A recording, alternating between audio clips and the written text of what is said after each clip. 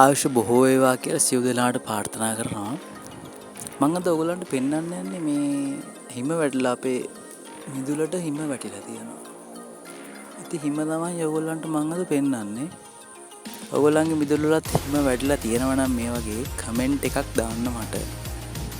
මේ තමයි වෙරළු ගහේ මල් ගොඩ හැදිලා අද මේ පාර අපේ වෙරළු ගහේ චූටි වෙරළු ගහක් තියෙනවා.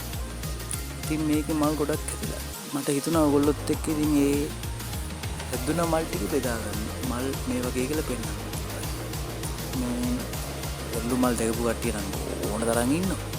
නමුත් මේ හිම වැටලා වගේ ලස්සනට ගොඩාක් හැදලා තියෙන නිසා තමයි මම පෙන්වන්න දිගටනේ කරේ.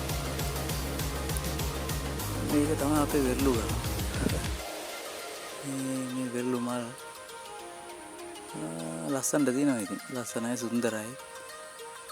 මේ දවස් ටිකේ මේ ටිකේ මල් හැදලා තියෙනවා ගොඩක්. වැස්ස නිසා වැස්සනේ. එහා මල් ගොඩක් හැදලා තියෙනවා. ඉතින් මම ඒක පෙන්වන්න ඕනේ කියලා හිතුවා.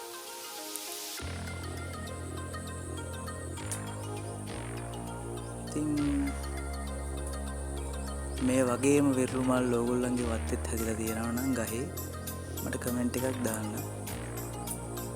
ස්තුතියි මගේ වීඩියෝ බලන හැමෝටම. මේ වීඩියෝ එක බලුවටත් ගොඩක් ස්තුතියි. ඉතින් සතුටින් ඉන්න, හොඳින් ඉන්න, පවුලේ කට්ටියත් එක්ක ඉන්න. සුබ වෙන්න ඕනේ ඔයගොල්ලන්ට ජය වේවා කියලා ප්‍රාර්ථනා කරනවා. ඉතින් කුරුල්ලොන්ගේ සද්ද ඇහෙනවා. මං ඉන්නේ අපේ වත්තේ ගහක් යට. ඉතින් මෙතන ගොඩක් සද්ද ඇහෙනවා කුරුල්ලොන්ගේ.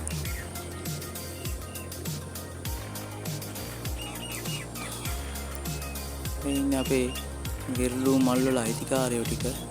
මේගොල්ලෝ තමයි මල් ටික ඔක්කොම හලන්නේ. කට්ටිය කොහේ හරි යන්න සැරසිලා ඉන්නේ. ඔක්කොම ඉතින් හල දානවා.